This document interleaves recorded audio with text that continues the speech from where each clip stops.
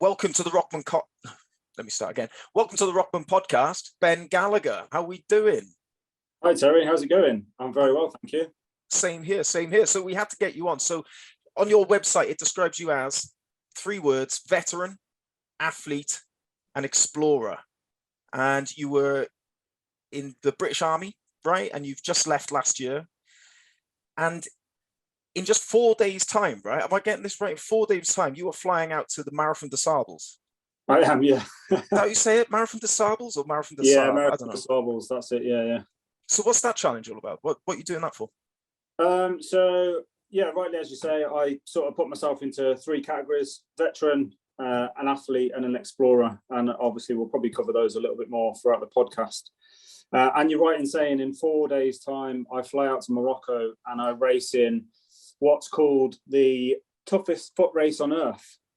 And rightly as you say, it's Marathon des Sables. So I race across the Sahara Desert, 250 kilometers in 7 days, carrying pretty much all the kit and equipment that I need on my back for that period of time, bar the water, which you get at the checkpoints out there, bottled water. You get a water ration card, and you get those throughout the checkpoint when you're out there. But everything else I'll be carrying on my person. Why am I doing it? So, like you said, I got medically discharged from the British Army last year, and I'm doing it for a number of reasons. Really, I'm doing it to test myself. So, I thoroughly enjoy pushing myself to great limits, and we'll cover a few events that I've done and that I'm doing in the future. But I thoroughly love getting myself into a situation where I'm both physically and mentally fatigued, drained, and I can see how far I can push myself and get that next drive and kick and that sort of thrill, I suppose. It's a bit of like an adrenaline kick. I used to get all that in the military. So deploying on operations, representing the British Army at a number of sporting activities, courses, all that kind of stuff. The stuff that the military offers you. When you leave the military, you lose that. It's gone. So I started to get involved with. Initially, I needed it myself, so I needed charity support through mental and physical health. But then I realised the benefits and the support that these charities offer to people like me moving forward. So it gave me 2 things, really. It gave me an opportunity to give something back to charities that had supported me, but it also gave me the opportunity to get out and test myself at the same time. So last year, so it all started around June last year with a big event. So October 2020, when I knew I was getting medically discharged and I was leaving the military, I reached out to a guy. Social media is a wonderful thing, and me and a guy called Darren Edwards started speaking, and he said that he would like me to get involved with the challenge that he's doing. The challenge was Kayak for Heroes. So 5 injured veterans got together and we did a number of months training, and then we kayaked from Land's End to John O'Groats, 1,400 kilometers in 2 double kayaks, and we left from Land's End. And 26 days later, so 21 days actually paddling on the water, we arrived at John O'Groats. So quite a hefty challenge, quite a demanding challenge for 5 injured veterans, and there were a number of varying injuries. So myself, I've had my main injuries. I've had my left arm reconstructed from the elbow down. Darren is paralyzed from the chest down. Oh, wow. Johnny had a bleed on the brain, so he's got reduced function in his left side of his body. Carl has had numerous issues, but has mainly got a really bad back problem. And Luke had stepped on an IED and had numerous injuries.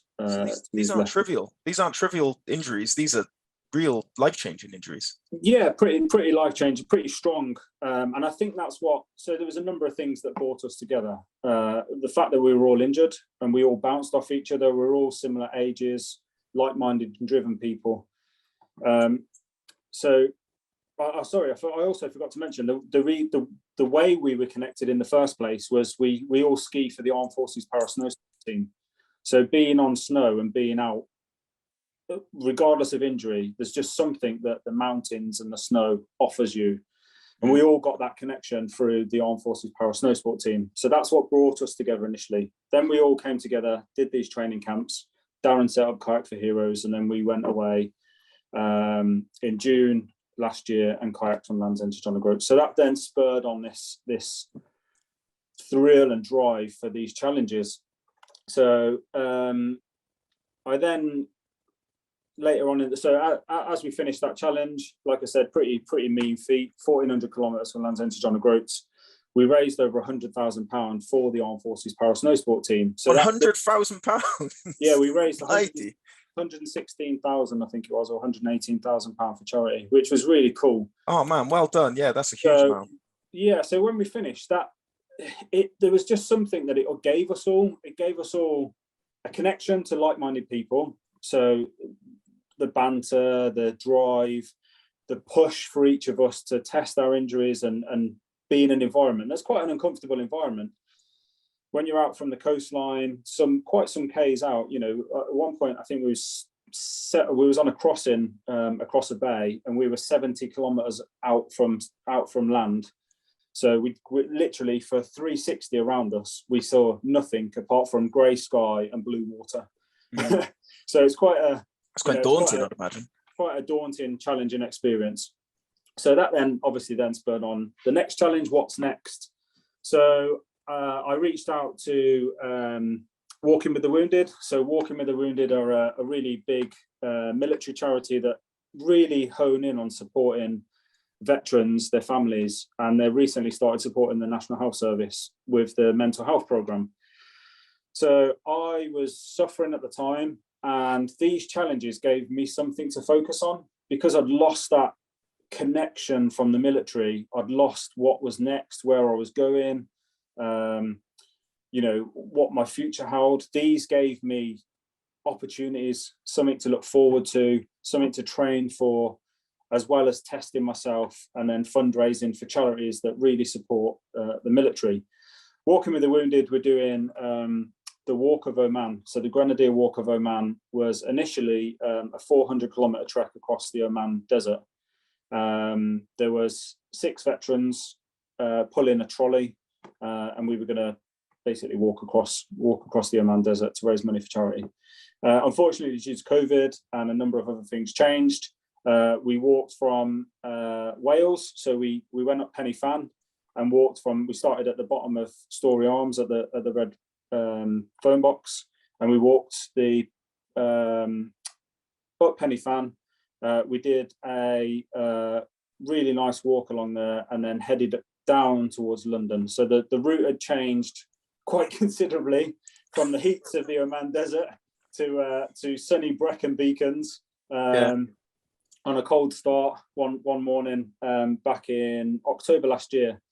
And actually it worked a lot better, because the profile of the fundraising element was a lot better being in the UK. We had a lot of people come and join us on the walk, and that was pretty cool. So that was the next challenge. So then I always like to have 3 things going: one that I'm doing, one that's sort of not too far in the future, and then one in the distance. And obviously this time last year, I didn't have one that I was planning for and prepping. So because of the opportunity that Walking with the Wounded had offered me on the Grenadier Walk of Oman, there's an opportunity and a space to raise money through Marathon des Sables. So that's how I then got the space and the opportunity to head out to Morocco and race across the Sahara Desert. Yeah, I mean, it's literally 4 days' time. How's the training gone? Are you all prepped and ready to rock? Yeah, no. I'm prepped. Training's gone really well, actually. So training started from the walk last year. So I used the walk as the start of my training. So walking for how long did we walk for? 3 weeks, 2 weeks. So that walking basically hit off my training, and then I've just been running basically since, building up the mileage up to sort of marathon distance, and getting on some really long weighted walks. Because it is a running race, right? Or is it? Or are you towing? I'm pretty sure people run it, don't they? Yeah, no, it is a running race, but you can tab it. You can walk across the desert. There's actually an old myth. I'm not sure if it's still true. I've not heard of it recently, but there's a camel that follows the back of the pack, and if the camel overtakes you, then you're out of the race. So as long as you can beat the camel, then you're in a good place. Keep your eyes on those humps. Yeah. So training's been going really well, actually. Building up the mileage, getting some distance in, testing out some kit and equipment. I've had some really good sponsors come forward and support me with clothing and equipment and food. So, a huge thanks to them, because actually they've taken away a lot of me buying kit and testing stuff out and trial and error. So yeah, trialing those bits out, and then actually today I've unpacked all my kit, laid it all out, checked through my checklists, and done my final checks, and in preparation to head to Gatwick on Thursday to fly on Friday morning. So, any nerves or excited? I'm actually really excited. I think out of the challenges that I've done so far, with Kayak for Heroes and the Walk of Oman reimagined, I think this one is definitely the more challenging, but I think one that because it's me, it's an individual effort. It's down to me to prep and sort my stuff out. So in my head, I know I'm prepped, I know I'm sorted, and I haven't almost got to rely on anybody else in a way. Yeah. That's put me in a good place. So yeah, I'm prepped. I'm excited. I'm actually excited. There are a little bit of nerves. I've been out to the desert before, but it's obviously for different reasons. But yeah, I'm really, really excited. Really looking forward to getting out there. I find the sort of the butterflies, they disappear as soon as the whistle goes, isn't it? You can't wait to start. I think that's it, yeah. Isn't it? Like as soon as the gun goes, you're off. Yeah. Now I've got on my notes here, you're the owner of a couple of British records as well, right? I am, yeah. Was this pre-incident, or is this post? Yeah, so this was post-incident. So I got injured in January 2019, and I'll come on to the bits of that shortly. Yeah. But I during my rehab, so as I said, I've had my left arm reconstructed from the elbow down, and part of my rehab was getting my arm functioning again. And I remember sat with a physio and an exercise rehab instructor in the gym, and I used to use the rowing machine as part of my training, warm up, part of a workout, that kind of thing, but nothing competitive, that kind of thing. And so I gave it a go, sat on the rowing machine. I've got injuries to both my legs as well, so sitting was a bit difficult. So I very quickly became uncomfortable. I couldn't hold the handle of the row machine, and then when I started pulling, my hand gave way, and the handle sort of disappeared away from me. So massively, frustrated. I was like, I want to get back on the row machine again. I need to get rowing again. So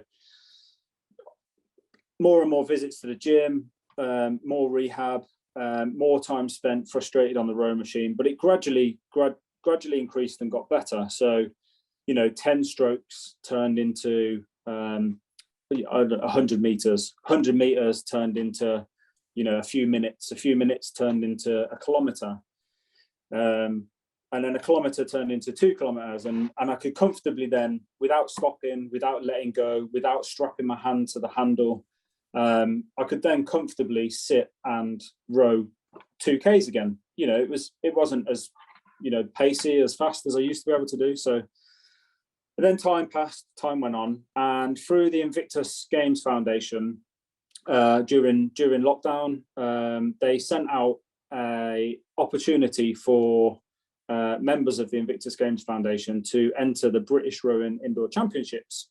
So the British Rowing Indoor Championships is exactly what it says on the tin: rowing indoors on a Concept 2 row machine. So I thought, I've got a Concept 2 row machine. And I've been doing quite a bit of rowing as part of my rehabilitation. So maybe I'll give it a go. So I took the opportunity, and I entered the 2,000 meter and the 4-minute best effort. And as you say, randomly came away Smashed with, it. I think I finished the first race on the Saturday midday, which was the 2,000 meters, 4th place overall, but first for Great Britain. And I got a British record in the 2,000 meters. And then Sunday morning, I raced the 4-minute best effort, and I finished 3rd overall or 2nd overall, 3rd overall. And I also finished 1st for Great Britain. And again, I bagged another British record, which was really bizarre, but actually really, it hit me quite hard. I actually got quite emotional because when you compete in the military, when you're unable, I say able bodies, obviously I've still got all my limbs, and I work with athletes, injured veterans that are not so able bodied, amputees, that kind of stuff. When you're in that position, when you race in the military, when you race in, I used to race triathlon. When you race in triathlon, there's an expectation of certain levels, age groups, that kind of thing. When you've been injured and then you race in an event as an adaptive athlete, after everything I then had been through to achieve that, even though I don't see it as a big thing, it had a massive impact on me. It was so rewarding, and I got really emotional with it because I just felt that everything I'd been through, I'd achieved this through the time and the input that I'd done through rehab in order to get myself back to this place. But actually, I then had almost a flashback in a way to the day when I sat on the row machine in the gym and I tried to row for the first time post-injury, and I couldn't pull the handle. I'd pull the handle and my hand would let go. I'd get frustrated and I'd have another go, and the hand would let go, and I'd, oh, come on, you can do this. I'd grab the handle again in eager frustration. I'm like, I can row, I can do this. And I'd pull the handle again, and I'd go, 1, 2, let go again. So, it brought that back again. And and it was quite an emotional moment, but it was so rewarding, and it had such an impact on me. There was no one around me apart from my missus. I did it in the house. But it had such an impact to the feeling that it gave me, and the I don't know how to, it's quite hard to put words into how that feeling felt, but it was really good. So yeah, I bagged 2 British records. I get it, man. I get it, because it comes down to why you were doing it. You weren't doing it for maybe gold medals or to be the best in Britain, even though you got that.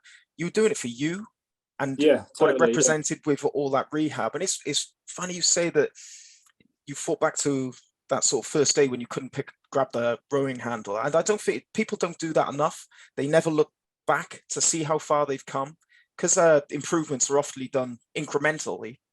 They perhaps don't feel that they're making the progress, but when you stop and look back, no wonder you go overwhelmed with emotion. You couldn't even hold the handle, and now you've just set a British record. This is insane. Well done. But this is why I had to get you on, Ben, because I read your story, and obviously at Rokman we're a running challenge brand. We want to encourage and inspire people to do challenges because we believe in sort of how it can help your health, well-being, fitness, overall quality of life just by pushing your limits and applying yourself to, a focus, a target. And obviously challenges and sport has been such an integral part of your rehabilitation, because we will go on to it a bit further down about what happened to you. So you have a near-death experience, and the challenges of what helped you get through the problems that arose from that. And that's why you were a perfect fit for Rokman. But before we get onto that, I want to wind it back a bit and sort of know what you were like growing up. I know you said you found school and learning tough and difficult through childhood, and sort of how did that then lead you into the military? Because I know you joined young, right, at 17? Yeah, I did. Yeah. So growing up, I was always that kid that I was a practical learner. Sit me behind a textbook, and I found it quite difficult. Give me a puzzle, give me something practical to do and to get stuck in, and I'd thrive. I'd really take a buzz off it. And yeah, I was always out playing. I was always out on my bike. and I enjoyed childhood. I just didn't enjoy school. I found school quite difficult, purely from that side of things. You know, I'm a kinesthetic learner. I like hands-on things, and because I found it difficult, I started to rebel against school. I started to rebel against my teachers a little bit, because I just didn't enjoy it. I didn't enjoy learning. And when I was 11, my dad had a conversation. So I grew up in the pub trade. So my dad was a pub landlord, and I was always around the pub environment. So I remember my dad having a conversation with a gentleman across the bar and said, you know, Ben's been really difficult at school, is, you know, getting into trouble all the time, is causing aggro for his teachers. But he's always out with his mates, he's always on his bike, he's always, you know, building things and playing around outdoors, that kind of stuff. So the gentleman said to my dad, have you thought about getting him into the Army Cadets? And it was like, no. So long story short, my dad looked into it, and on one of the evenings in the week, drove me down to the local Army Cadet unit. So went in, got introduced to everyone, and lo and behold, joined the Army Cadets, and thoroughly enjoyed it. The amount of stuff that you learn outdoors, you know, navigation, weapons, camouflage and concealment, all the things that you do as a soldier, you were doing, as you know, I was doing as a cadet, going away on little camps, and actually having the courses that you were doing were all hands-on, you know, first aid, shooting, like I said, map and compass, that kind of stuff. And you get obviously rewarded for those. So you get like levels that you go up, and you get little badges for your little brassard that you wear on your arm.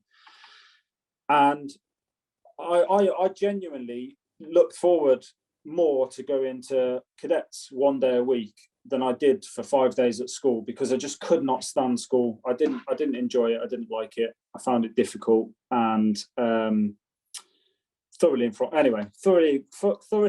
from Army Cadets. So it stemmed from there, really. I learned a lot, and really the main progression is to join the Army. I actually joined. I actually became a heating and plumbing engineer for a company, and it was a guy that owned his own company. He took me on for a number of months, and then he decided to sell his business and move to Spain. So I was left with sort of no choice really but to join the military. He just left you in the lurch, did he? Yeah. See ya. See you later. España is calling. Yeah. Sorry. Carry on. So I had a few mates that had joined the military, and they always, you know, said good things about it, and so the natural progression was for me to join. So as you say, 17 and 9 months. I signed up in July 2005 and joined the Royal Corps of Signals, and absolutely enjoyed it. Thoroughly enjoyed, you know, joining the military and the process of joining the military. And I took a lot of advice from guys that had joined the military before me. So a lot of them had joined the infantry, and quite a few of them had said at the time, like, if I could have got a trade, or, you know, got something that I gained civilian qualifications out of, then that's probably more the step that they would have took at the time. And a few of them advised me, as well as my careers advisor being Royal Signals, to join and get a trade in a technical trade. So I did. Joined the Royal Signals in July 2005. Went to Army Training Regiment Lichfield, which is now not a basic training unit. I believe it's the home of the medics. And then went down to Blandford and trained to be what's called an area systems operator. So I trained in like large level communications equipment, so vehicle-based communications infrastructure, basically, which runs, you know, headquarters, that kind of thing. And then my army career went from there, really. How long were you in the military for then? So I served 16 years in total. So I deployed. I literally, you know, you see all these adverts on the tellies, and they were probably a bit more tasty and a bit more fruity back when I joined the military. But you know, I literally did what the military sells itself to do. deployed around the world, completed a number of courses, represented the military at sports. Yeah, literally did what the military side, gained loads of qualifications. I've gained a trade in IT and communications. And I was always looking for that next challenge. So even when I was in the military, pre-injury, I was always looking to challenge myself. What course is next? What promotion is next? What can I get on that can, benefit me as an individual, but also benefit me as a soldier? How can I test myself? So I was always looking for courses and opportunities in the military to, progress and develop as an individual, but also as a soldier. So what tours did you go on? Whereabouts in the world did it take you? So I've deployed, well, all over the place, really. So my main operational tour, I've done 2 tours of Afghanistan. I've been out to Iraq. I've done a place in the Middle East, which I won't go into. And I've deployed on exercise to the likes of Cyprus, Jordan, the Falklands. I did 4 months out in the Falklands, which was quite interesting. Yeah, I mean, here, there, and everywhere. Salisbury Plain, good old Salisbury Plain. Brecon Beacons. With that, that's almost like being in a different country. Well, it is, isn't it? It's Wales. Well, it is, yeah, I suppose it is. Yeah. It's a stone's throw from where I am, so it's literally down the road. So I'm only from Cardiff. Yeah. What did you love about the military then? What was it that you absolutely loved? It was that, it's a practical environment. Everything you do in the military, well, I say everything you do in the military, most of the things that you do in the military is practical. So, all those things that I mentioned that I did in cadets, you do in the military to a higher level. It's just that, there's always people around you that are like-minded. I was always into fitness, the opportunity to get away on courses and develop. I ended up representing the army at triathlon and clay target shooting. Clay target shooting, not so much as the fitness sort of orientated sport, but it was, mentally demanding. Shooting clays is actually quite a, mentally demanding sport. But I raced triathlon to quite a high level. So, testing myself in endurance on the bike, swimming and running. And the skiing. Skiing, yeah. Yeah, I did. Actually, I only got into skiing post-injury. So I got into skiing. So 16, believe it or not, 16 years in the military, and I never went on one skiing trip. And then I got injured, and then I got invited away with the squadron that I was serving with on adventure training. So they just returned from operational tour, and I got the opportunity to go away skiing with them. So in the military, you do, you can obviously go away skiing, but you do elements or courses. So I did Ski Foundation 1 on my first ski trip. And then I was given the opportunity to go away with a company called Battleback, which no longer do ski expeds.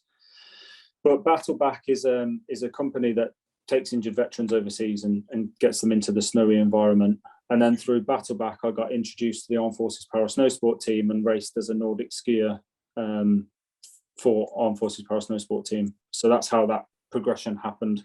So yeah, believe it or not, 16 years in the military, and I never once went away on a skiing trip. So a bit bizarre. Really. Yeah, I don't know if you were made for the military or the military was made for you. It sounds like you're like a perfect fit. This is exactly what you were looking for, and it was there. It was, yeah. And I just thoroughly enjoyed it. I was always away on courses, and probably back, I've got 3 children with my ex-wife, and probably back at the time, I spent more time away. A lot of it was out of my control. A lot of it was, the tempo of the units that I was working and operating at were regularly away training or on deployments. And that ruined that, that partly ruined my relationship with my ex-wife. And I didn't spend a lot of time at home with my children, which was obviously quite difficult at the time. And how old are they? Yeah. Sorry. How old are the children? So Tyler's now 13, and I've got twin girls, Alila and Isabella. They're now 10. So yeah, they're good. But yeah, so obviously there was a trade-off, and the military obviously won a lot of it, because you can't turn down operational tours, you can't not go away on deployments and training exercises. And I was at busy units that demanded my I wouldn't say expertise, but demanded me as a soldier to go away and prep for operations and prep for those training exercises. So but other than that, I thoroughly enjoyed my military career, thoroughly enjoyed everything about it. Constantly, looking for that next course, looking for that next demanding environment, that next opportunity to test myself. What's the next course going to be? What does the next promotion course entail? How can I prep for it? How can I benefit me as an individual, but also how can I get the best out of whatever's coming up? And a lot of the time I did push myself to the point where I finished top third on a lot of my courses, just because, that's the nature of, I wanted to do well, I wanted to thrive, and I wanted to get the best out of it. It wasn't just, we say, a box ticking exercise. It's just a case of, doing that course in order to get promoted or whatever. Yeah. I also wanted to do well at it, and I thrived off that, and that's gone on to, show now through the challenges and the bits and pieces that I've now got involved in. So take me back to the incident. I call it the incident because obviously on your website it just says there was an incident. It was near death, and you got shot, right, multiple times. Yeah. So take me back. Yeah, to paint a picture. What happened there? Yeah. So overcoming adversity. So I was deployed on a military training exercise back in January 2019, and obviously without going into too much detail, something went wrong, and I ended up getting shot, and I took 7 rounds to my upper torso and both arms, and there was I also received sort of blast and fragmentation injuries. I had, as I've already covered, had my left arm reconstructed, had penetrating holes in both sides of my chest. I lost my pec minor on my right side, and I've got numerous severe scars down my right arm. I then got admitted to hospital and then had surgical injuries, I suppose is the best way to explain it, to both my legs. So in order to reconstruct my left arm, they had to cause me further, I wouldn't call it injuries, but they used parts of my legs to basically reconstruct my left arm. And then, as I've already mentioned, with the rehab side of things, so I got admitted to hospital.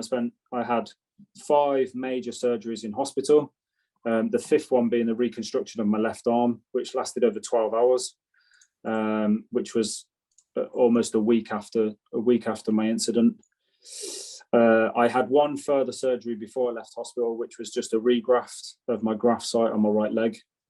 And then I left hospital 5 weeks later. So even that became a challenge for me. So I was told I would hardly be able to use my left arm, and I would have to spend 10 weeks in hospital.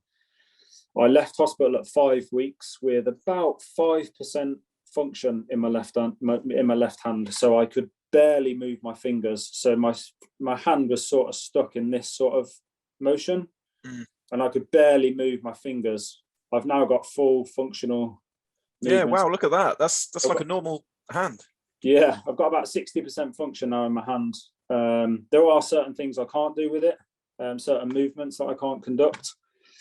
But what was I saying? Oh yeah, sorry, going back to the point. So it was 10 weeks in hospital and barely could use my left hand. As I said, I've got 60% use, and I left hospital at 5 weeks. I then started a very long rehab program, and that program went from March 2019 till October 2019. So I was in full-time rehab for that whole period of time. And every day was challenging. Every day was demanding. Every day was an opportunity for me to try and get the best out of the circumstances that I'd been through.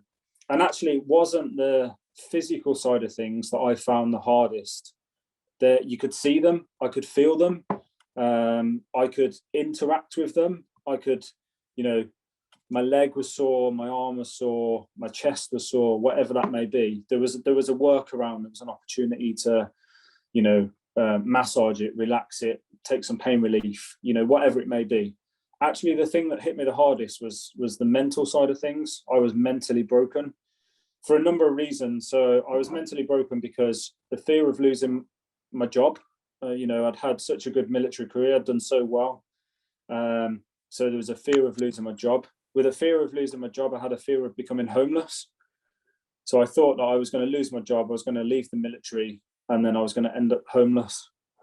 Alongside of that was all the other things that come around complex trauma. So, how am I going to operate in the future? Am I going to constantly be covered in scars and everyone's going to give me funny looks when I walk down the street?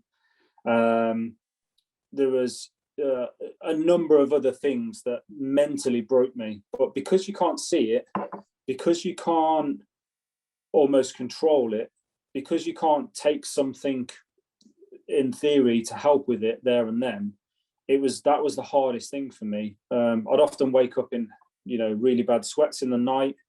I had seriously bad nightmares. I went through a stage shortly after leaving hospital during rehab where I drank quite heavily, so I didn't sleep for about 4 months. And my sleeping moments were opportunities where basically I drank too much whiskey and I was knocked out in my bedroom, and I would get some form of sleep, if you can call it sleep. Was that in an attempt to get sleep, or was this? Yeah, so it was an attempt. So it was an attempt to numb the pain, but it was also an attempt to try and get myself to take these thoughts out of my head and get me to sleep. On top of that, I was on heavy nerve pain relief and pain relief, which I overdosed on quite regularly to try and take more to numb the pain. And, I really got myself down in a really bad place. I was at home on sick leave. I'd lost all connection to my friends. It was just not a great place to be. And then I tried to return to work over the months of October to January 2020 and was told I could return to work. Happy days. So I got upgraded again at the end of January and tried to return to work, and it just didn't really happen. And in February of 2020, I tried to take my own life. So it got to the point where so much had built up. I hadn't seen my kids for a period of time, some months. I was out of work again. I was back on sick leave at home. I had no one around me. I was single at the time. It was just a difficult place, and I was like, what's the point living? What is the point of me being here? I'm in this pain all the time. I've got these things that are going on in my head which I can't control. I was in a really bad place. I was really down in the grassroots, really, really struggling. And like I said, I tried to take my own life. And sorry, let me take a step back. That had all happened prior to me going to Stamford Hall, which is the lead rehab. After leaving Stamford Hall, I got connected with my new partner then. Then some times had passed, and then February had happened, and then I tried to commit suicide. I was at home alone, and it all basically built up too much, and I tried to take my own life. I don't remember anything that happened that evening, and I don't remember what I tried to do. I just remember waking up in my dad's house. So I was living in Wales at the time, and my dad was up in the Midlands in Telford. So I woke up in his house the next morning with my partner sat next to me on the bed, had no idea what I'd tried to do or what happened. I just know I was in a bad place at about 6 o'clock the evening before. So, and then I was informed by my dad that I tried to take my own life. So that then caused the spell of, I don't know how to explain it, but it caused a spell of, what the hell am I doing? What the hell is going on? I can control probably 80% of everything that I'm feeling right now. And the rest that I can't control, there's someone out there that can support me. And so I reached out to a clinical psychologist and then started a number of different treatments in order to deal with my mental illness. In August of 2020, I then got diagnosed with post-traumatic stress disorder, and that then sort of put things into place. I was like, actually, I have got something wrong. Someone has now diagnosed me with this issue, and I can properly treat it and sort it out. That all sounds really doom and gloom and really horrible and really bad, and it was at the time. But now I look back, and actually that gave me the kick up the backside to focus my attention and think about myself. And life is hard. Life often deals us a bad hand, but it's how we play that hand and how we continue the game is, we have control over the hand that we play, and it's how we then continue to play that game is how we get on with the hand that we've played, if that makes sense. So I had the opportunity to change my hand and play a better hand. So I said, right, what makes me happy? Well, I love being outdoors. I've always loved being outdoors. I've always been an outdoorsy person. So, right, I'll start off with getting outdoors. So I got outdoors, and it was quite difficult again during the pandemic. But I'd get outdoors, I'd get out for a walk, I'd get out for a little jog, and I found the fresh air and being outdoors helped. So then that developed into a number of other things that then helped me moving forward and helped me in developing this drive to basically test myself and do these crazy events. So yeah, it all sounds doom and gloom at the time, but actually I look back now with memories that I've developed from that person that I was, and there was something in me that says, regardless of what's going on, you need to be there for, well, firstly, your children, because it's not fair on them. And secondly, you've put all this time and effort into developing you as a person to where you are now.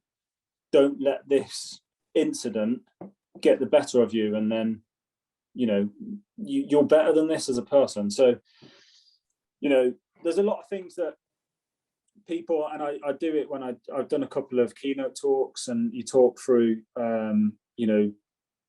things like routine. I had no routine. I had no sleep pattern.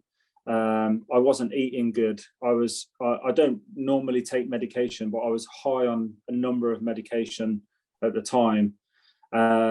So I had to get all these things into order. So I started off getting outdoors, and that was a massive, massive help for me, getting out in the fresh air, getting out for some long walks, getting out for some short jogs at the time. And that really helped me clear my head, focus my brain, think about what was going on, and put a few things into practice. And I started finishing the day with 3 positives and a work on point. So I still do it today. I finish the day, and at the end of the day, I'll sit down and regardless of what it is, and regardless of how small it is, it's still an achievement. So I'll finish the day with 3 positives, and then one thing that I've done that I could have, whether it was good or bad, what I can develop, how I could do it better if I did it in the future, that kind of thing. And like I said, it could be as big or small as you want. So I started to do that back then. Another thing that I looked at was my sleep routine. So my sleep routine was pretty poor.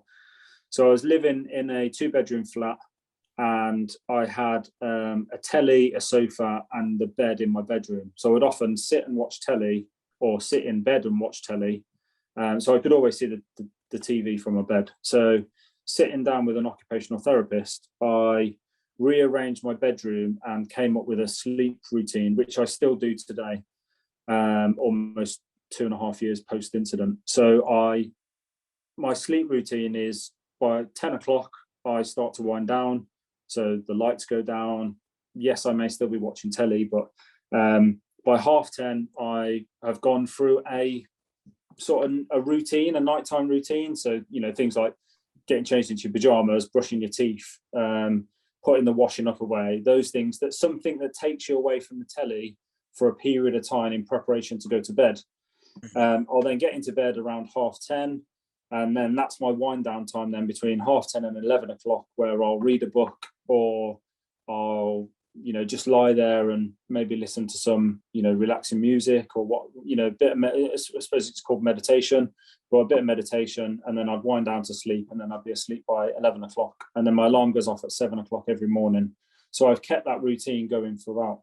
So that was another thing that I employed into my sort of lifestyle, which helped massively. So getting outdoors, and then sleep routine. So then on top of my sleep routine, and sleep is so important because when we sleep, we process everything that we've been doing from the day. And because I'd had such a bad time, I was having flashbacks of the incident. I'd had all this intrusive thoughts.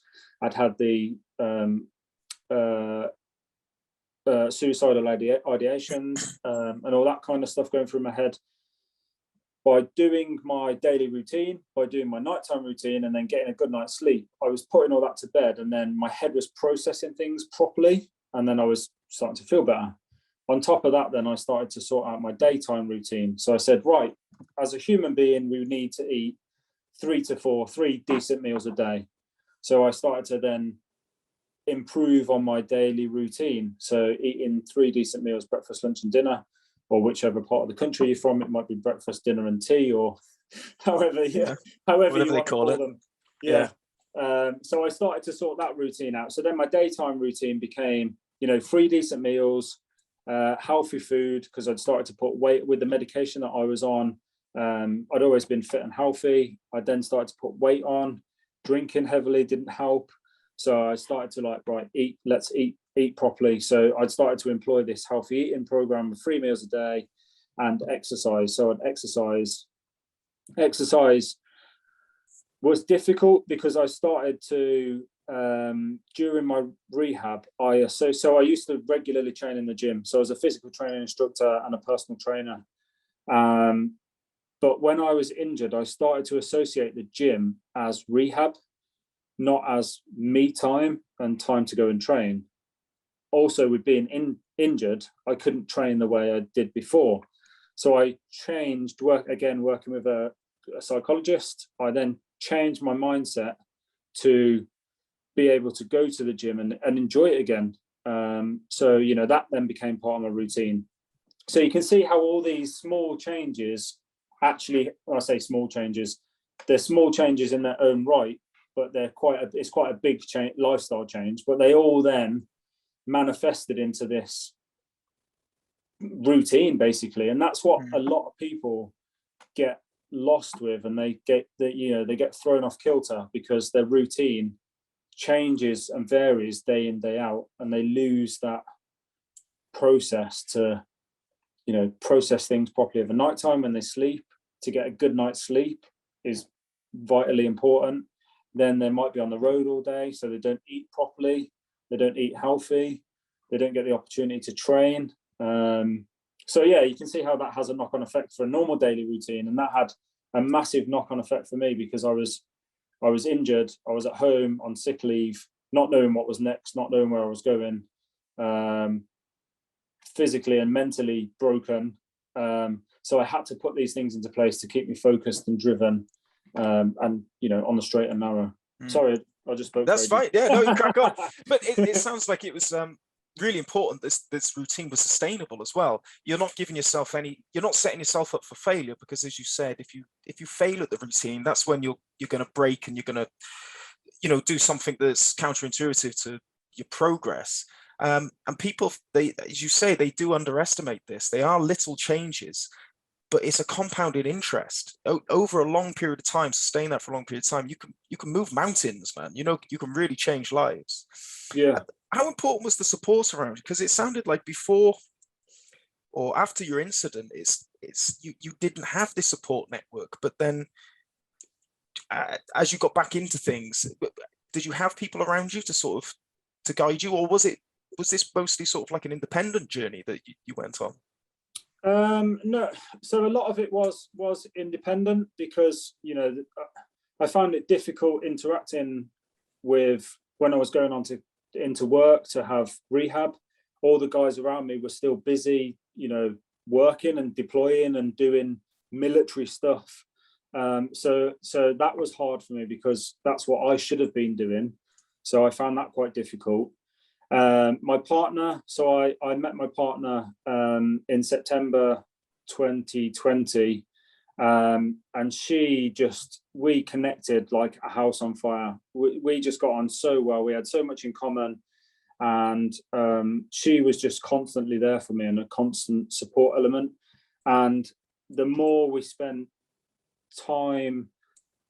eventually time talking, the stronger the bond that got between us. And then she started to know when I wasn't feeling great, or I came across that I wasn't feeling great. And she would often go, right, Em, come on, get your jacket on. We're going out for a walk. And I'd be like, well, it's all right, okay then. I'll get my jacket. We'll go for a walk. And she just got it. And she's been such an amazing support element. I suppose you could call the psychologist a bit of a support element, you know. Yeah, no, definitely. Health, it's hard. And I've learned so much. I did my level 2 mental health awareness and first aiders course beginning of last year, and I did it just to purely understand more about mental health, because it is a bit of a minefield. But it's hard to talk to somebody when you're feeling the way you're feeling. But the best way somebody can be is, and we've seen it now in recent times with mental health, is by just somebody asking, how are you? And I didn't really have anybody around me, because all my mates, all my colleagues were in working. I was living in military accommodation, so I was away from my civilian friends and family, so I didn't have them around me. My partner was working at the time, but she would come back over a weekend until lockdown, and then we lived together for a period of time. So I didn't have those people around me to ask that question. I didn't have those people to go, Ben, how are you? No, really, how are you? And it's vital that people understand the importance of that, asking somebody that question when somebody might feel a little bit off, or seem a little bit off, or maybe coming across a little bit sharp or a little bit snappy. You know, they may genuinely be struggling, but by somebody asking that question, it gives them the opportunity to air what they're feeling, or potentially go, actually, I need help. And so when it comes to support, that's where I found it very difficult, and that's probably where I festered a little bit on my own, and that's where things got to the point where, you know, I tried to commit suicide, because I wasn't able to express those feelings and those emotions. I get it, actually. Yeah. And then I didn't want to speak to my friends and work colleagues in that way, because I didn't want to come across as somebody that was struggling, because I wanted to get back to work, because I wanted to be the soldier that I was before. I didn't want these injuries to inhibit my opportunity to return back to work and to be the soldier that I used to be.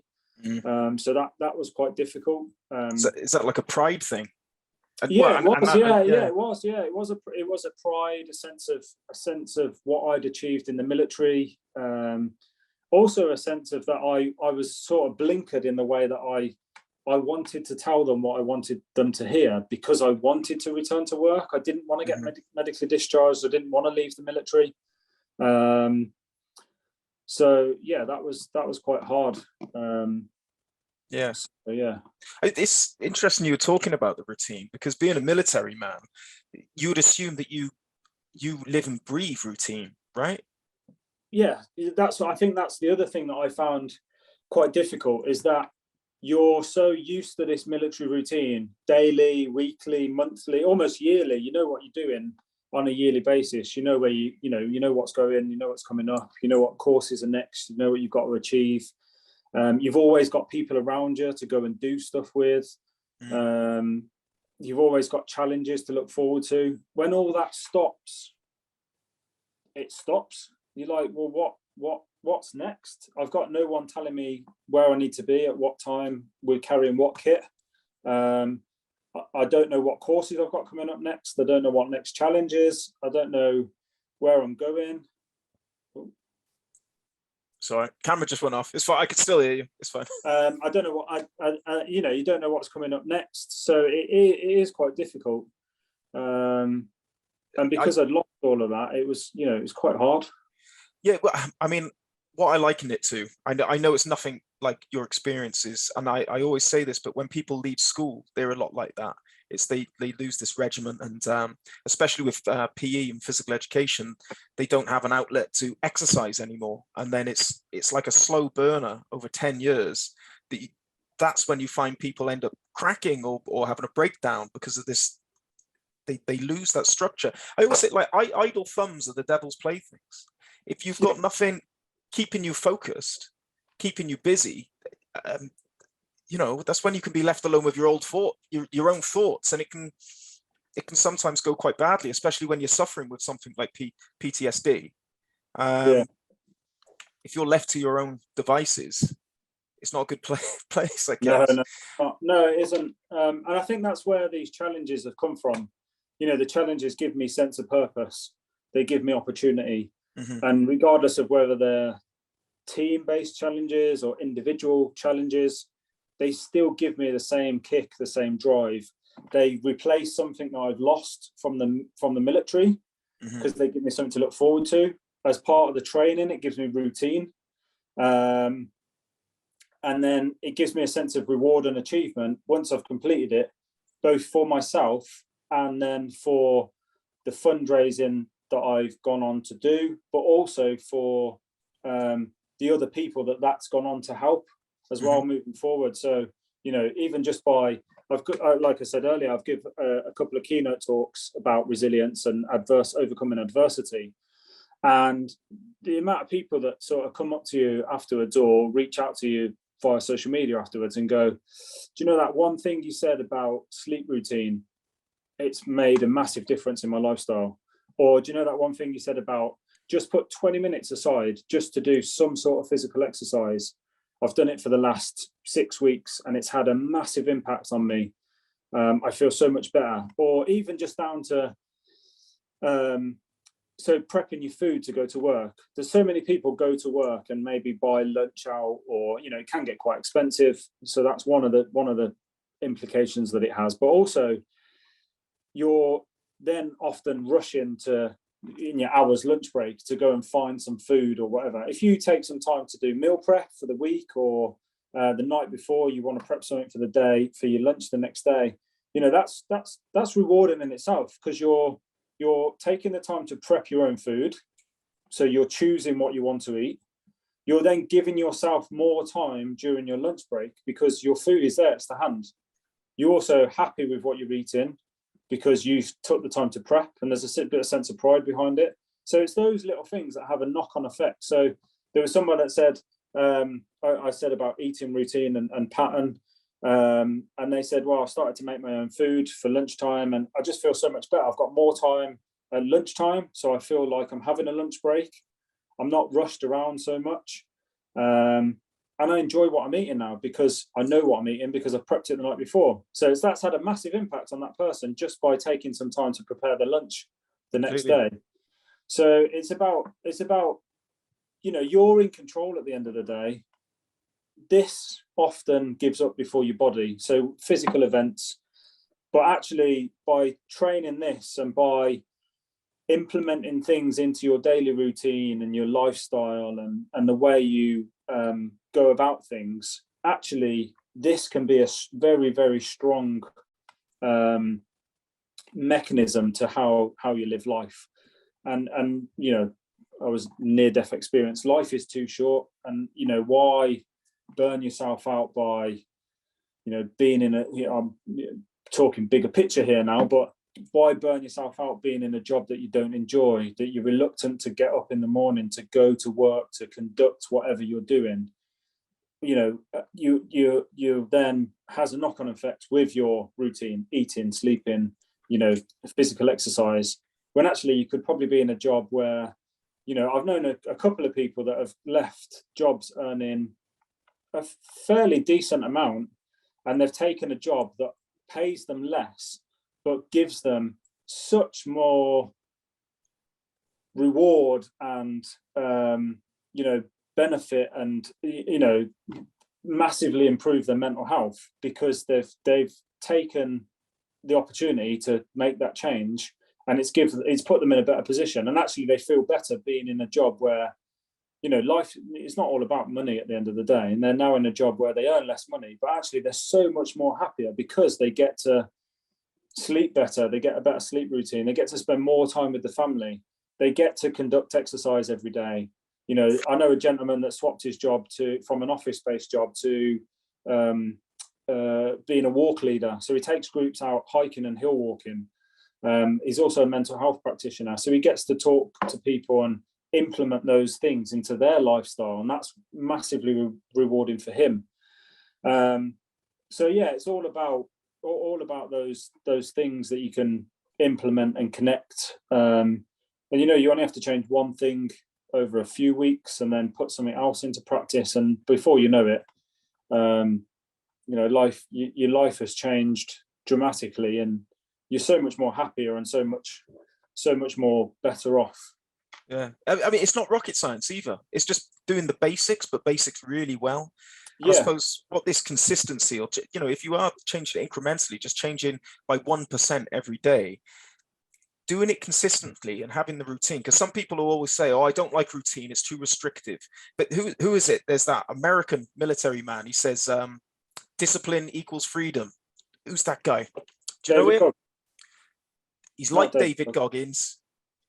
I'll remember his name. I'll probably put, he's like Joe Rogan. He's like a mix between Joe Rogan and David Goggins. He's somewhere in the middle. It'll come to me. Yeah, I know. You know what I mean? But he's right in this discipline. Discipline does equal freedom. Routines aren't restrictive. And what the routine allows you to do is assess those changes that you make. You can assess that change over a week. Did it work for you? Keep it. If it didn't, you can change it. And by making these constant tweaks, as I say, you're going to be somewhere totally different. Yeah. Talk to me about your challenges then. So you obviously moved on to the challenge. We covered a lot of them at the start. But what I want to know is, what's been your hardest moment during these challenges? And sort of what enabled you to push on through? What did you call upon? Or what was the hardest part first? Sorry. Yeah, so the hardest part was, I suppose the hardest part was starting the challenges, was getting into the challenges. And I suppose it's a bit like we just said, the routine change. It's part of a routine change. But then once I got into it, I thrived off it, and the reason why I thrived off it was because it gave me that sense of purpose. It gave me that sense of achievement, and even training. So training for Marathon des Sables is roughly equates to 6 marathons in 6 days. So clearly I've got to run a marathon at some point. So even the build-up training is an achievement, because you're like, right, I had ran marathons before, but you're like, right, post-injury, I can now, with a few stops, a couple of walks, making sure that so I still suffer with blood flow to my left hand. So when I get fatigued, my left hand gets quite sore. Where they've taken the skin graft from my right quad, I suffer with pain in my hip, my lower back, and my Achilles on my right side. So I have to manage that through my running. But actually, when that then becomes achievements, so that it's all those little things. It's just the drive to. I get so much more of a buzz out of challenging myself. And like I said, life is too short, and I don't want to. I could quite easily sit at home in front of the TV, eating junk food or, you know, Yeah. not healthy food all day, and probably be quite content.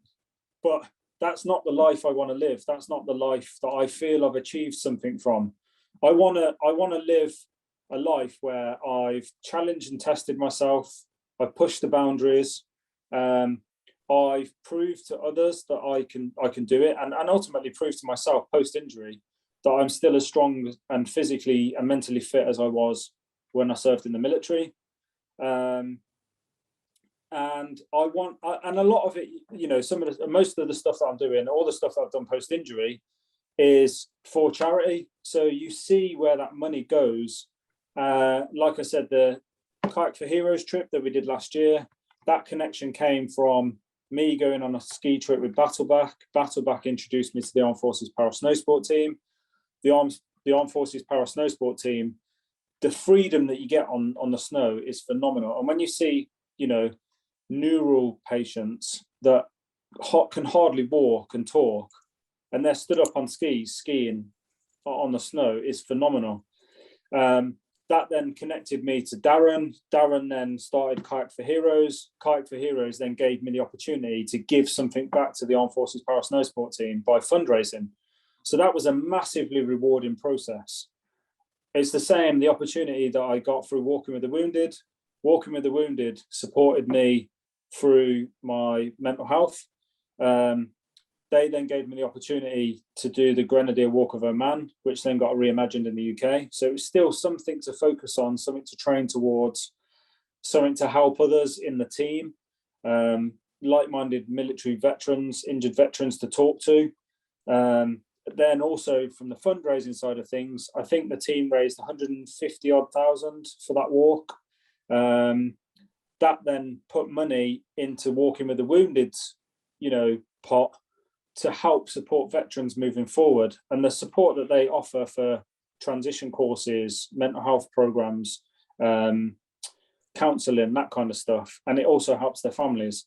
That's, you know, to know that I've raised that money to help other veterans leaving the military is pretty rewarding in itself as well.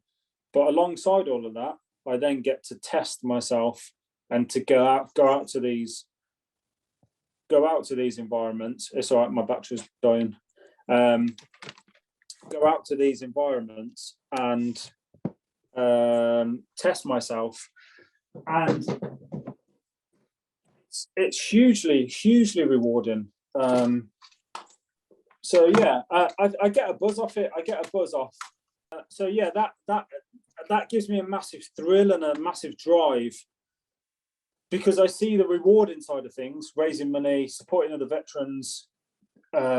You know, even just from like being out with people and talking to people, they might take something away that helps them in the future.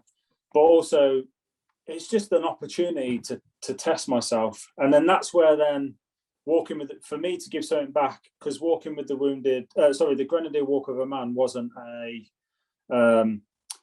direct fundraising event. The whole event was a fundraising piece. Mm-hmm. In order for me to give something back for the opportunity that they gave me, that's how I then went on to Marathon des Sables, and that's why I'm running Marathon des Sables, raising money for Walking with the Wounded, because I've directly seen the impact that their fundraising has. And then you meet some amazing people, and life is about networking. So I now live, you know, a lot more happier life. I still suffer with PTSD. Well, I obviously still suffer with PTSD. I still have issues, but I now know how to control them, and I now how to suppress those elements. I still have days where Kate might come home from work and she might say, you know, "You okay? You know, how's your day been?" And I'll say, yeah, I'm all right. She'll go, "No, you know, you're not yourself. Have you had a bad day?" And I'll say, "Yeah, I have. You know, I've had a bad," and we sit and talk about it, and we might go out for a walk after dinner or whatever. So, you know, I'm not 100%, but I am, you know, massively better than what I was before. And those opportunities give me that buzz, that, you know, that uplift, that, you know, I don't know. So it's an awesome feeling. And then life's about networking, and through the power of connection, we're social human beings. We connect with people. We like talking. We like interacting with individuals. You know, that's then opened doors to other things. And I've actually got an event coming up at the end of this year, which was the opportunity came from somebody that connected with me and really we just bonded. And he took a liking to me as an individual, and then he did an event with the company, and then the company reached out to me and offered me a space. And the event is the World Altitude Obstacle Course Race. So the World Altitude Obstacle Course Race ran their first event last year, which was the highest OCR on Kilimanjaro. So they did a hike trek up Kilimanjaro, conducted an obstacle course race at the top, as you do. Yeah. All participants got 2 Guinness World Records out of it. I can't remember what they were off the top of my head. Raised an outstanding amount of money for charity, and what a phenomenal event. One of the guys that did the event obviously passed my name forward, as I explained, and then the guy reached out to me and said, we want to give you the opportunity to do the same. And I was like, what's the catch? And he was like, nothing. We've heard your story, we've read your webpage, we just want you to give you the opportunity to do the same. So I've been offered a space on this year's World Altitude Obstacle Course Race, which is going to be up Mount Everest. Shut up. Really? Yeah. So we're going to not in the death zone, is it? Base camp. Yeah. It will feel like the death zone when I bet. I'm conducting it.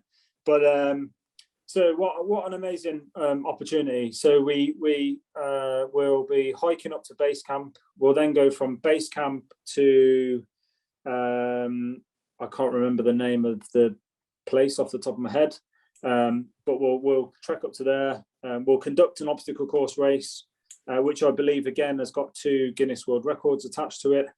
We'll then come back down to base camp, and then there's an ultra distance race, 28.5 miles from base camp all the way back down into the bazaar at the bottom.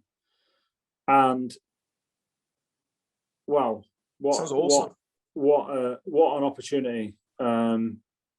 That I was a bit overwhelmed when I was offered the space, and I said, how much is it going to cost me to enter? How much do I have to fundraise? And he said, look, don't worry about it. If you want to fundraise, you can fundraise for your own benefit, for your own charity.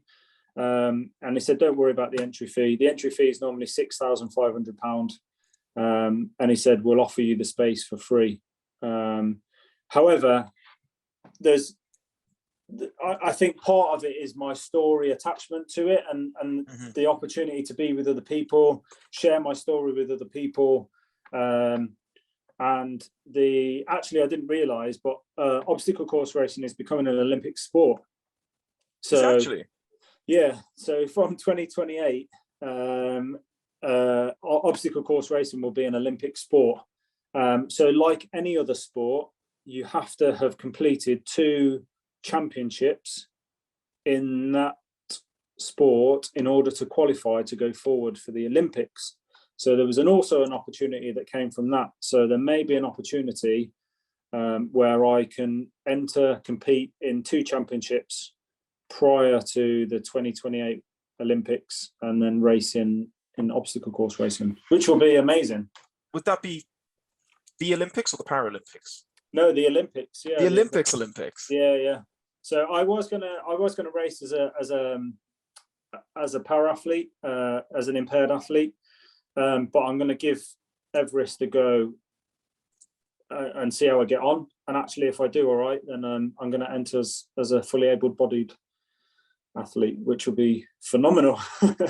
That's amazing. Like, just earlier, you said about you could have lived a life sat on the sofa eating your Cheetos, digesting entertainment on TV, and you'd be quite content. And I don't believe you. I don't believe you at all. I don't believe anyone is built for that life. And look at what's happened. Like, just by, you could trace this right back to you started a routine. Honestly, you could trace this, and look at what has come off the back of this. And you obviously you had a clear vision of sort of the direction you wanted to go. Maybe you didn't know the exact destination, but you like, I wanted improvement. I wanted to better my life, and it all started routine. And look at how far you've come I know. Yeah, Going to the top and of I do look back. Everest, like. Well, yes, what an opportunity. And I do look back, and this is again through fundraising. This offers other people, and it doesn't necessarily have to be ex-military or veterans, anybody. There's so many opportunities out there for people to get out and go and explore something and do something that's, yeah, might be out of their comfort zone. It might be something that they've never done before. But you know what? It's an opportunity to go and give something a try. And that's what fundraising, doing the events that, often people do, doesn't just help with, counseling and mental health support, physical support, family support. It also gives other people the opportunity to go out and do things, to go and do events. Some charities are events-based charities. They go out and do stuff. And that's another rewarding side of things. But I think I trace it back to my childhood, really. I was always that kid looking out the window, looking what's going on that's more fun and exciting. I was always that kid that was, challenging myself as a child. I did it through Army cadets, and then I joined the military, and I did it through my military career. And actually through adversity and through the resilience that I've shown in some way or another, I don't know, and a few people mentioned it to me during my rehabilitation. Oh, Ben, you're so resilient. What is resilience? I don't understand what it is. Well, What do you think it is? Resilience is the moment where you realize that you could do something. You may not necessarily feel that you can do it. You may not necessarily feel that you're in the right place or the right space to do it. But resilience gives you the drive to go and try it, to go forward and do it. Resilience also is what I've shown. Now looking back, I can say I have been pretty resilient in overcoming adversity. So, like I say, I was shot 7 times. I received blast fragmentation injuries to my upper torso and both arms. I tried to commit suicide. I'm now looking back, and if those opportunities hadn't happened, I wouldn't be where I am today. So I wouldn't be fundraising for some amazing charities. I wouldn't be doing these awesome events that are, once in a lifetime events, really. I'm happier than I was before. I met my partner out of it. I'm living a lifestyle where, yes, I'm sharing my story, but I can share my story through the opportunities that I've been given and through the process of building routine and putting me in a much, much better position now. And that all came from the incident. And I never wish adversity on anyone. I never wish that I would ever go back to that position, that time when I got injured and went through what I went through. But actually, without that happening, I didn't change. I was in the washing machine cycle of the military, being away all the time. And like I said, it took its toll on my relationship. It took its toll on spending time with my children. Was I happy, or was I just thriving through doing the next course because that gave me happiness? That gave me the drive to go and do stuff. Actually, by that change happening, it's given me more time to spend with people. It's made me happier. It's put me in an environment where I can go out and do stuff if I want to go and do stuff.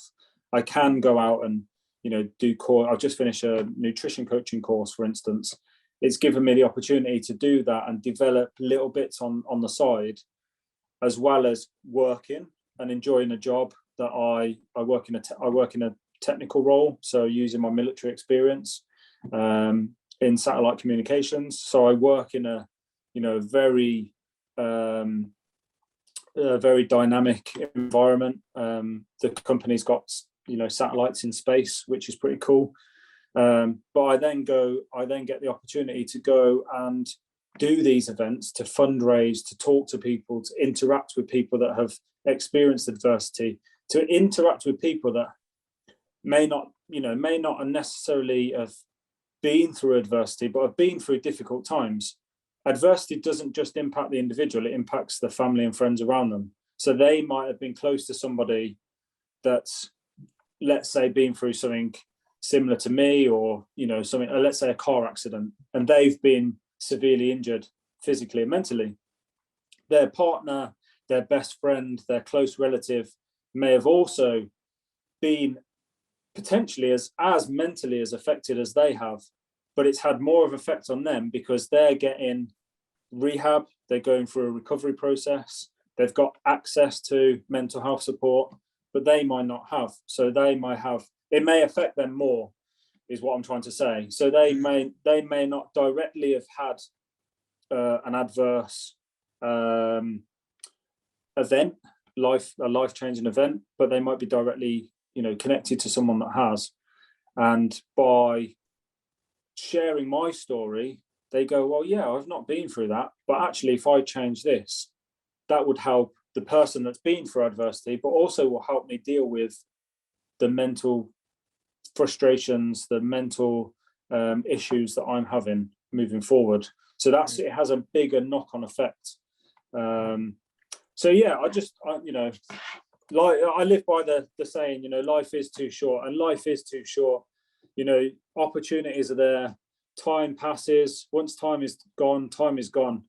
And I live day by day now, in the process of, once the day has passed, I can't turn back time. I can't utilize that time again. Yes, you get the opportunity to fail, and failure is important. A lot of people associate failure with negativity and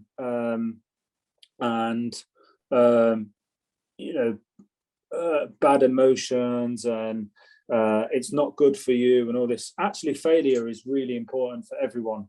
It's important to fail. Why is it important to fail? Well, it's important to fail because without failing, you're not giving something a try or giving something a go. You're not trying at something. By not failing, or by failing, whichever way you look at it, you're not learning and developing. So going back to my point earlier, well, I could quite happily sit on the sofa, watch telly, eating Cheetos. Well, no, I couldn't, because that's not me as a person. No. I can't stand watching telly, and I don't like Cheetos. And sitting on the sofa would just bores me to death. But by doing that, you'll never learn, you'll never really fail, you'll never develop, and you'll never move forward, because each day will be the same. Each day will be equally as boring as the day before, and you'll never get the opportunity to develop and move forward. So actually, by getting off the sofa and going, actually, I'm going to work out for 20 minutes. I've never done a pull-up. Oh, I failed. Oh, right. What did I fail on? My strength at pulling up, say, for instance. So I'm going down a rabbit hole here, but failure is important because it gives us the opportunity to learn and develop. And by failing, I can't remember, there's a saying about someone failed 1,000 times, and on the 1,001st time they invented, it was the light bulb.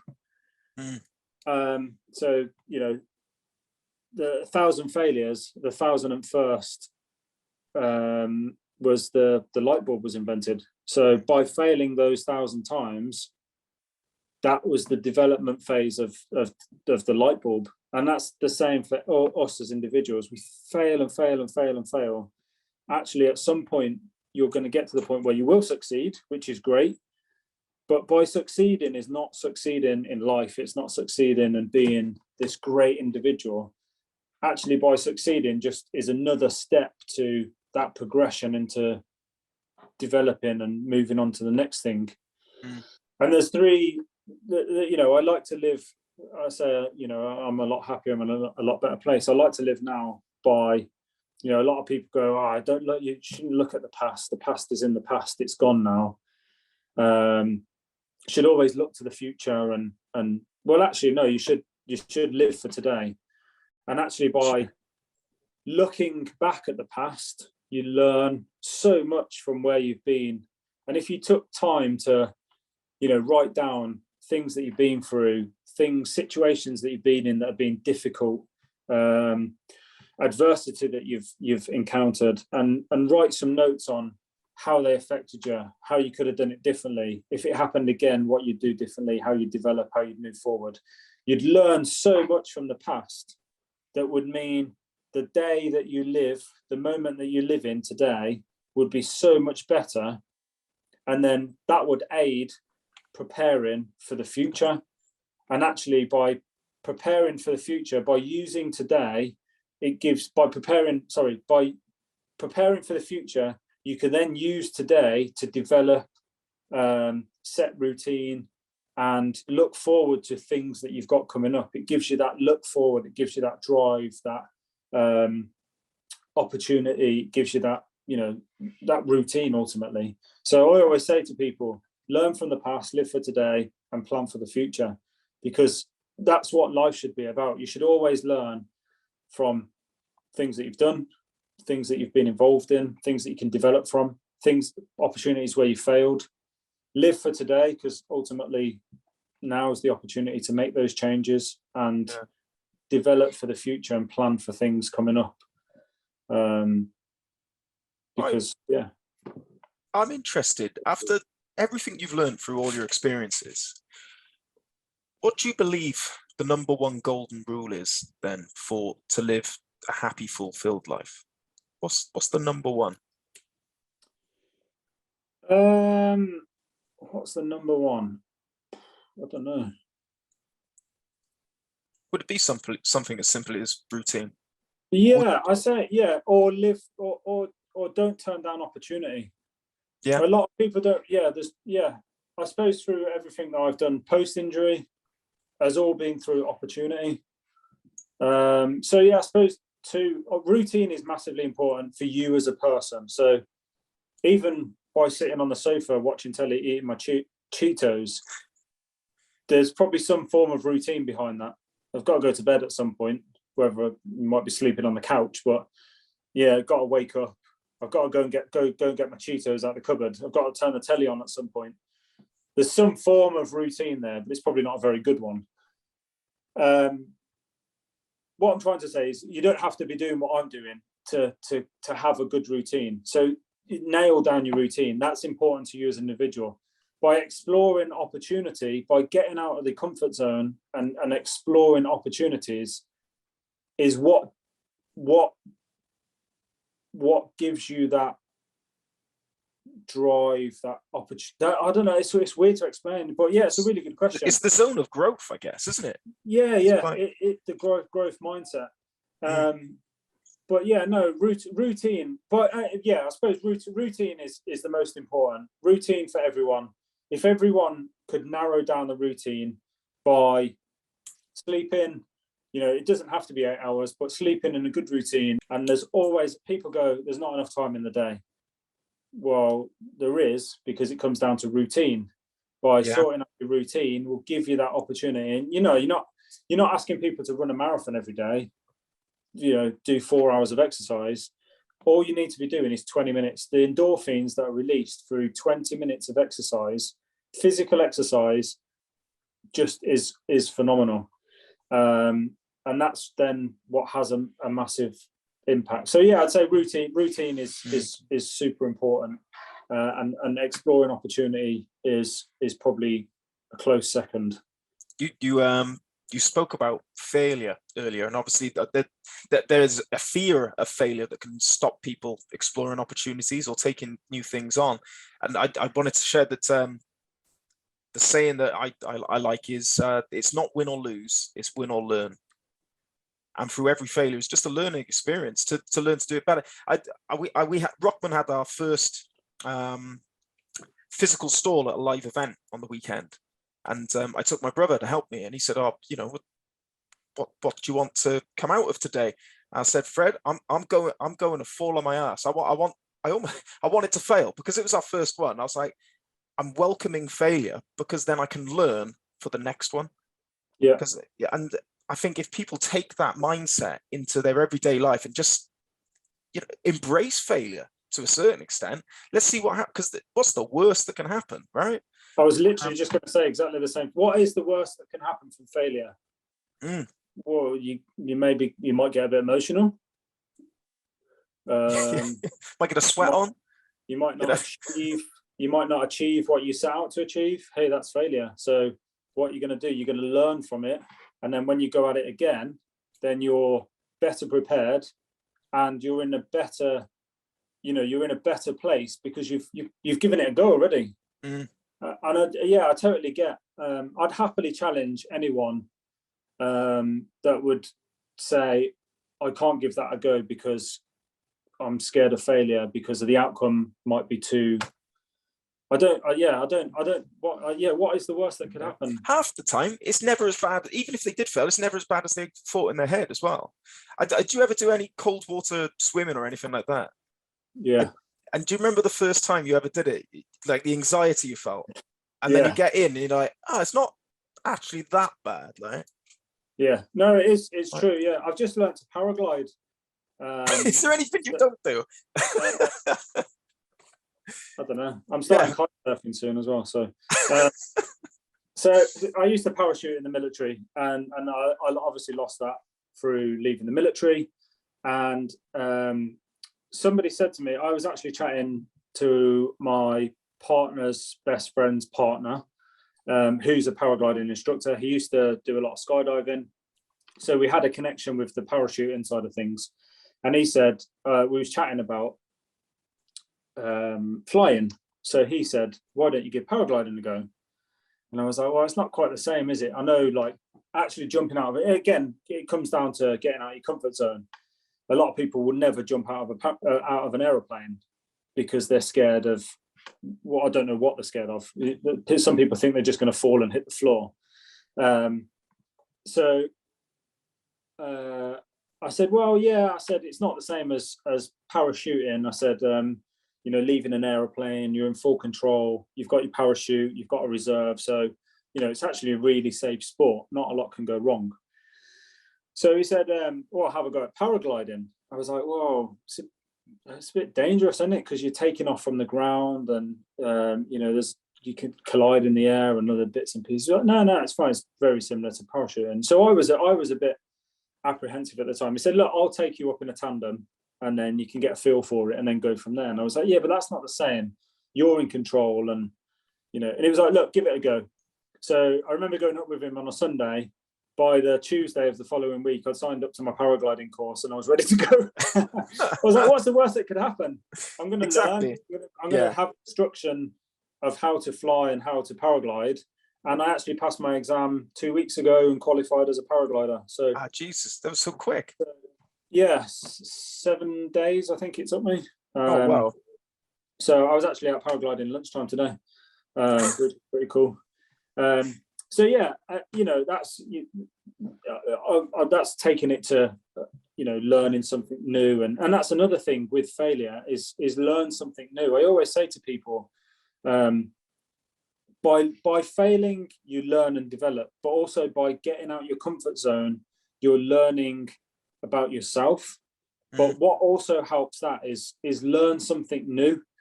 Challenge your brain, challenge your mind by taking on a new challenge and learning something new. So I said earlier, I've just qualified as a certified nutrition coach. That was part of backing up my PT quals. But I just wanted to learn more about, I know about the anatomy. I can go in the gym and work out, and I can take a client in the gym and work out and, get them bigger or fitter or more endurance based or whatever they want to do. But I'd never really narrowed down the nutrition side of things and learning that, nutrition is not just about recovery and eating well. It's also about people have eating disorders that can't necessarily eat those right foods. And so I got out of my comfort zone a little bit there and went and did a nutrition coaching course. So went and learned something a little bit different. It was actually quite hard. It was quite demanding. But yeah, that's another thing that bolsters that, get out your comfort zone, fail and learn, go and learn something new. But it's going to have knock-on effects as well, because it's going to improve your confidence in what you know and what you can advise, and then your self-esteem through confidence. And then it's just an ever-growing snowball of self-improvement. It's good. Now, you strike me, Ben, as a man with a vision, and a very clear vision. What does the future hold? What have we got lined up? So, what does the future hold? So the future holds Marathon des Sables in 4 days. So that's my next challenge. I'll then return from that, and I will be, over the summer, I work part-time for the Satcom company. I also work for a hiking company as a mountain leader. So I take groups of veterans and civilian population out hiking and hill walking over the summer months. So I'll be enjoying that. November, I'll be conducting the World Altitude Obstacle Course race, which will be pretty phenomenal. And then my future plan is to continue to enjoy life. It's to continue to progress, continue to learn, continue to develop, continually get out of my comfort zone, because I don't actually like being in my comfort zone. I like to be challenged. I don't like sitting at home festering, because I don't achieve nothing. I don't achieve nothing by sitting at home. I like to get out and learn and develop and learn new things. So I hope the future holds many more courses, lots more endurance events. I've got a few challenges up my sleeve that I want to do. There's a few challenges on my webpage that I have listed that I'd like to achieve over the next few years. Nothing, as a world record attempt or a British record attempt or anything like that. If I get that along the way, then it's a bonus. But there's a few challenges that I want to compete and do. And ultimately just enjoy life, focus on myself. Ultimately, there's only one person that can change anything in your lifestyle, and that's you. External factors aside, if you're not happy in work, you can change it. If you're not happy in the house that you live in, yes, it's a bit difficult, but you can change it. If you're not happy with your routine and your lifestyle, guess what? You can change it. If you're not happy with your body and your appearance, you can change it. There's so many things, and ultimately it comes down to you as an individual. There's only one person that can make changes in your lifestyle. There's only one person that can make you happier. There's only one person that can input routine, and that's you. So I'm going to focus on myself, and I'm going to focus on continuing to develop myself, but also develop others around me. Just to live life, basically. Yeah, totally live. You're not going through the motions of life. You're actively going out and living it. Yeah. There's that saying. Well, there's a saying I say: you won't do it unless you do it. If people have got a dream, or if they want to change something, then sitting down waiting for it to happen, no one's coming to help. Yeah, exactly. Anyone can write a goal down. Yeah. But it's only you that can implement it. Yeah. It's only you that can get out and train and give it a go, fail at it, and then succeed. And then by succeeding, you're taking that next step.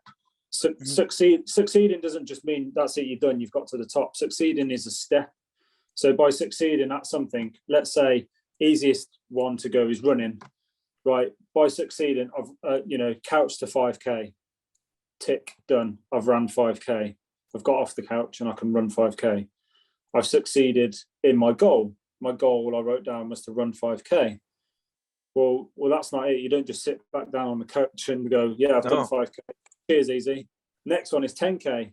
So become more proficient at running, probably fail a little bit along the way, maybe not achieve the goals or the times that you're out to run, but then eventually achieve 10K. Well, now you've succeeded on that goal.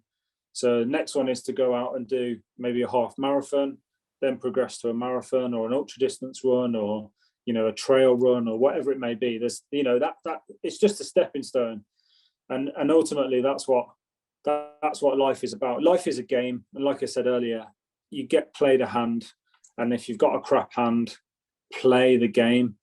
And ultimately, life is too short. Life is too short. Yeah, I like it. Where can people follow you, Ben? So people can head over to, so I'm only on Instagram. So my Instagram handle is @bengallagher.gbr. And there's a link on my bio to my webpage. My webpage just lists a little bit more about me, my events that I've got going on. And then on the homepage, I'll often put my next challenge. So at the moment, you'll see on my webpage that the homepage is shared my links for Marathon des Sables. So yeah, Instagram at bengallagher.gbr. Yeah. And will you be posting during Marathon des Sables? So you letting us know how it's going on? Yeah, I'm taking my phone out. I'm taking a little solar power charger to keep my phone and my watch charged. There'll be plenty of sun, that's for sure. Yeah. Isn't it? Yeah.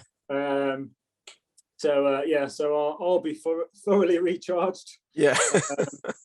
When I plug myself in. I will be. Apparently, there is some signal out there in the Sahara Desert. Funnily enough, so I will be posting. Stuff on social media. There is links on my webpage as well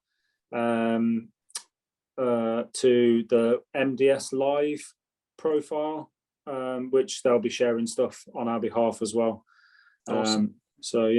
Awesome. Thanks for coming on. Thanks for coming on the podcast. No, thanks for having me. Honestly, thanks for sharing the story. Like, because I know that, you know, it's a deeply personal story, but I know that the people listening are going to take something from that. I think it's quite inspirational for from coming from the bottom, basically, to sort of turning your life around and seeing sort of the opportunities that you're getting now, showing that it's possible for anyone really to do this. So yeah, no, thanks for your time, and thanks for sharing. No, thank you, and thanks for having me on. Cracking. Good luck with the Marathon des Sables, and we'll catch up very soon. Cheers, Ben. Yes, thank you. Cheers. Thank you very much.